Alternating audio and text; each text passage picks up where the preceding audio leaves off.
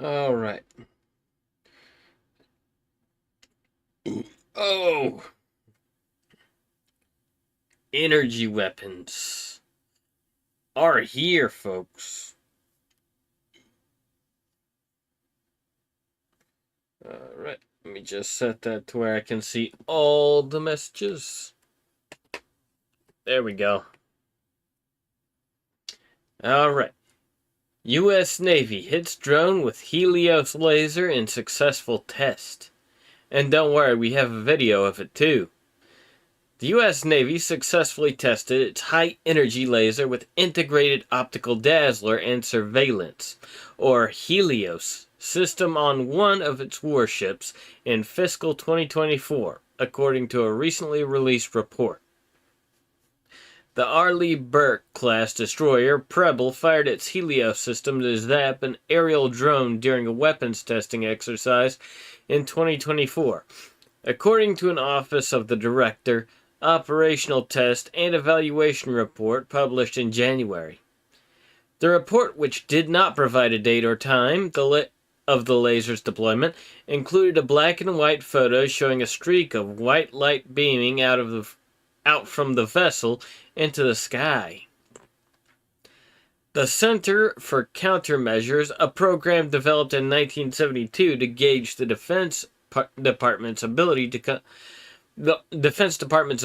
combat emerging technological threats, conducted 32 tests in fiscal year 2024, which included the development and evaluation of directed energy weapons, according to the report. The test conducted on the Preble was run to verify and validate the functionality, performance, and capability of the Helios system, the report said. It's unclear whether the test took place It's unclear where the test took place.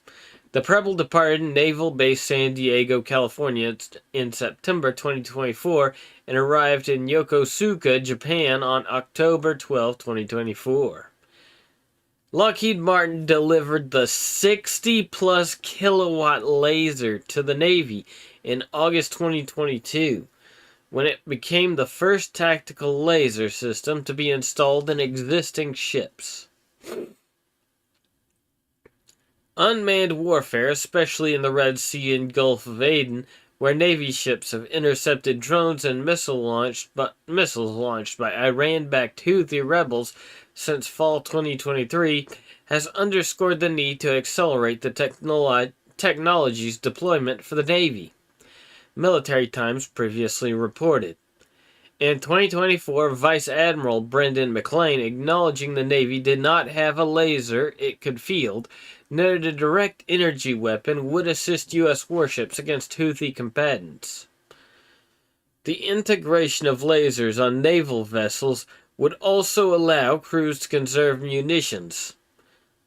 The Defense Department has spent $1 billion annually to develop high-energy lasers and high-power microwaves, but without the tangible results that Navy leadership craves, according to the same report. The service has faced challenges in developing and implementing directed energy weapons for a myriad of reasons, including difficulty determining laser use in the field and concerns the systems won't meet operational needs. Overall tech development, finding a power source aboard ships, and potential obstacles presented by the environment, like fog and wind, have also proved challenging. Currently, the Navy has 8 optical dazzling interdictor or Odin laser dazzlers, which disrupt enemy sensors integrated into Arleigh Burke-class destroyers. According to the Congressional Research Service's December 2024 report on Navy lasers, there is also 150 kilowatt laser weapon system demonstrator, or LWSD, installed on a San Antonio-class amphibious transport ship. That's those ships that look like pyramids, I think. Those things are badass looking. I don't know how good they are. Anyway, let's watch this video.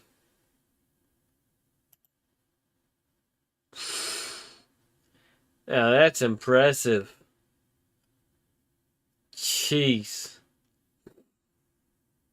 Look at that output from they're saying 60 plus kilowatts. So it could be anything past 60 kilowatts. That's insane.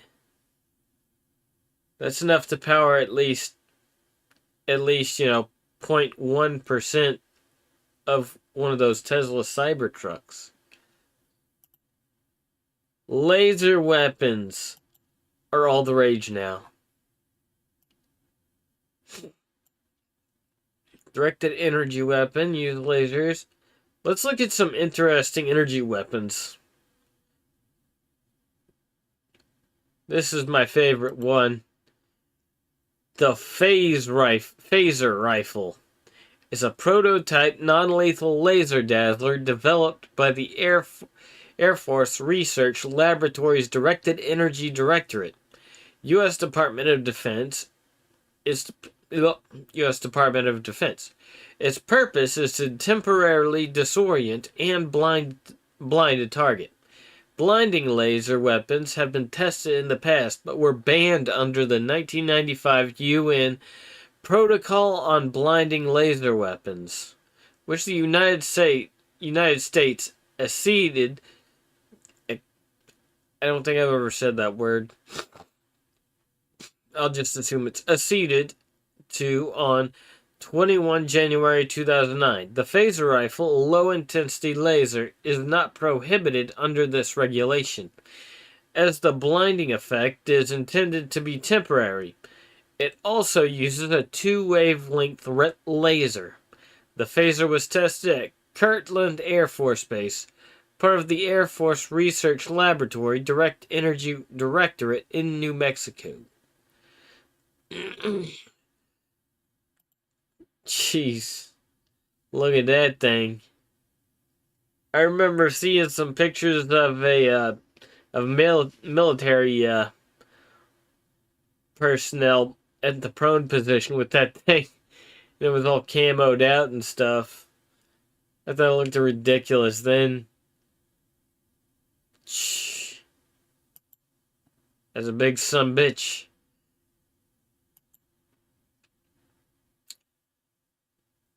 A free electron laser, or FEL, is a fourth-generation light source producing extremely brilliant and short pulses of radiation.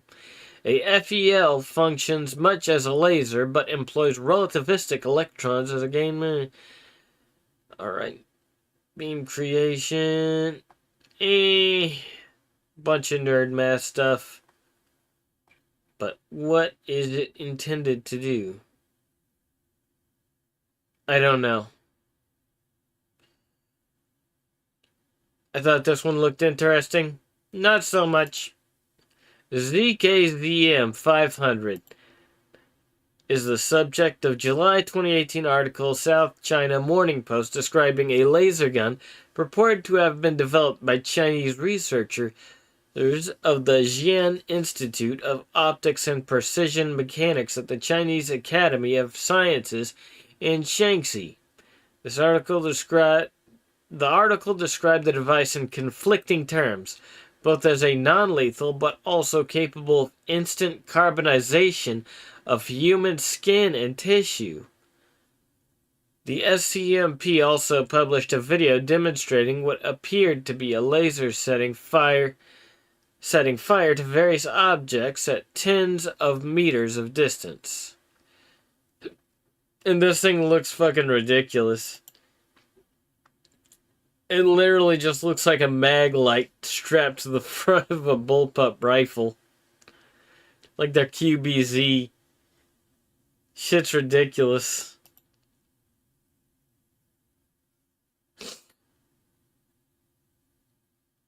So is that like the battery in the back? Oh. You're not gonna fire a projectile out of this thing. Wait. Would lasers count as projectiles? I mean, it's light, but you don't exactly... Well, no, you do project it. Yeah. So it'd be a projectile. Light is a projectile.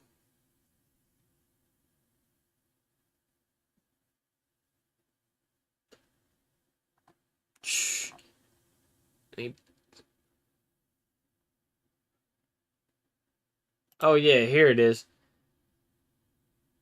Little burn marks on the paper. I don't know. Maybe it is real. Maybe. The High Energy Liquid Laser Area Defense System. The High Energy Liquid Laser Area Defense System, HELIDS, is a counter-ram system under development that will use a powerful 150 kilowatt laser to shoot down rockets, missiles, artillery, and mortar shells. The initial system will be demonstrated from a static ground-based installation, but in order to eventually be integrated on an aircraft, the final design would require a maximum weight of 750 kilograms or 1650 pounds, and a maximum envelope of 2 cubic meters, 70.6 feet. 3D. Development is being funded by the Pentagon's... Oh, DARPA. Yeah. This is the DARPA project.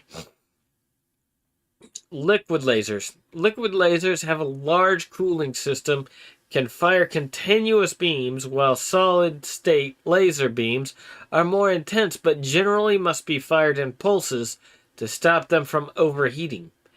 As long as the heat transfer requirements are met, solid-state lasers can run continuously. In the past, both types of lasers were very bulky because of their need for the huge cooling systems. The only aircraft in which they could fit were the size of jumbo jets. Need for such a system was reinforced during the 2006 Lebanon War. Israel had participated in similar work in the past by funding the Mobile Tactical High Energy Laser, METHL. This system was tested on August 24, 2004, and was found to be effective at neutralizing mortar threats under an actual scenario. However, this test was administered with short 20-kilometer range missiles. Still, that's a hell of a way. For the first few years of the program, the Photonics Division of General Atomics was the prime contractor.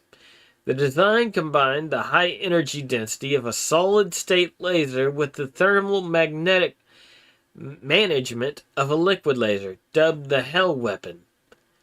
The initial prototype demonstrated firing a mild 1 kilowatt beam. Phase 3 of the program in 2007 demonstrated 15 kilowatt power in a laboratory setting. And at the end of 2008, under General Atomics' bid, Lockheed Martin was selected as the weapon system integrator. In September 2007, DARPA contracted Textron Systems to supply an alternate laser module using its proprietary thin-zag ceramic solid-state technology, unlike the GA Lockheed partnership. Textron will also perform the system integration function. That was cursed. System integration function for their device. DARPA planned a shoot-off between the two contenders in 2009 to determine which would be funded to continue the program to further phases. The more powerful version will produce a 150 kilowatt beam capable of knocking down missiles, with the weight and size requirement for fitting onto fighter aircraft or a Humvee. Jeez. In mid-2008, Jane's International Defense Review quoted the military that the program is on schedule to meet this ground test. Phase 4 of the program, involving outdoor testing of a weapon power laser against tactical targets, was planned for 2010. The prototype was expected to be available by the end of 2012. DARPA planned to use the completed prototypes against targets at White Sands Missile Range in early 2013. This included ground testing against rockets, mortars, and surface-to-air missiles. DARPA planned for General Atomics to produce a second HELID system in January 2013 for use by the Office of Naval Research, to test against targets relevant to surface ships. The first example is committed to Air Force use and cannot be made available for the Navy. Fabrication of the system was planned to be completed in 2012, with power, thermal management, beam control, and command and control subsystem integration planned through 2013. The system has a weight goal of 5 kilograms or 11 pounds per kilowatt of power. Both services planned for demonstration in 2014. General Atomics revealed in 2015 that its Gen 3 high-energy laser completed beam quality and power measurement tests. The Gen 3 laser has a number of upgrades that provide improved beam quality, increased electrical to optical efficiency, and reduced size and weight. The assembly is small at only 1.3 or 0.4 by 0.5 meters. 1.3 by 0.4 by 0.5 meters. And is powered by a compact lithium-ion battery to demonstrate deployability on tactical platforms. Beam quality remained constant through the 30-second demonstration, proving that the beam quality of electrically pumped lasers can be maintained above 50 kilowatts. General Atomics plans to have the laser module deployable on their Avenger unmanned aerial vehicle by 2018. Demonstrating sufficient laser power and beam quality ended the program's laboratory development phase and achieved acceptance for field trials. Ground-based field testing will assess its effects against rockets, mortars, vehicles, and surrogate surface-to-air missiles. HELADS was to be tested during summer 2015 at White Sands. General Atomics has also proposed its Gen 3 HEL to the Navy after an ONR, Office of Naval Research, solicitation for a 150 kilowatt laser weapon suitable for installation on R. Lee Burke class destroyers, to be tested in 2018. The company has displayed the laser as a tactical laser weapon module, which includes high power density lithium-ion batteries, liquid cooling, one or more laser unit cells, and optics to clean up and stabilize the beam before it enters the beam director telescope. A unit cell produces a 75 kilowatt beam, and modules can be combined to create beams of 150 to 300 kilowatts in power with no beams combining, like low-power fiber lasers. General Atomics also plans to offer the Gen 3 to the U.S. Army for their high-energy laser mobile demonstrator HEL-MD when its power levels increase to 120 kilowatts in the early 2020s. So what does that tell us? Well, the thing that they're claiming is the Helios laser, I'm thinking might be the HELAD system. It was developed for the same exact type of ship, the same class of ship, the R. Lee Burke. And it was expected, let's see, I think it said 2018. So the possibility they've had this footage for a while exists.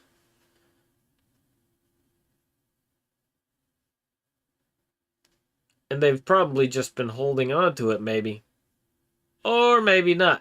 Maybe they just did this.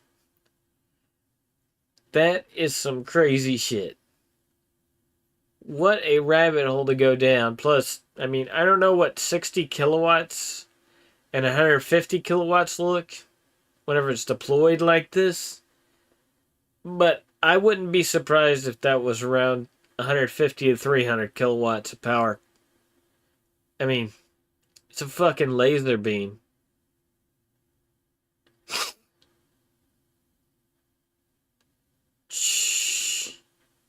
Maybe they just renamed the HELAD system to Helios.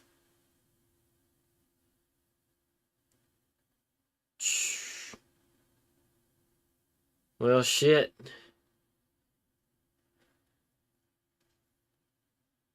I think that's going to be it for me today.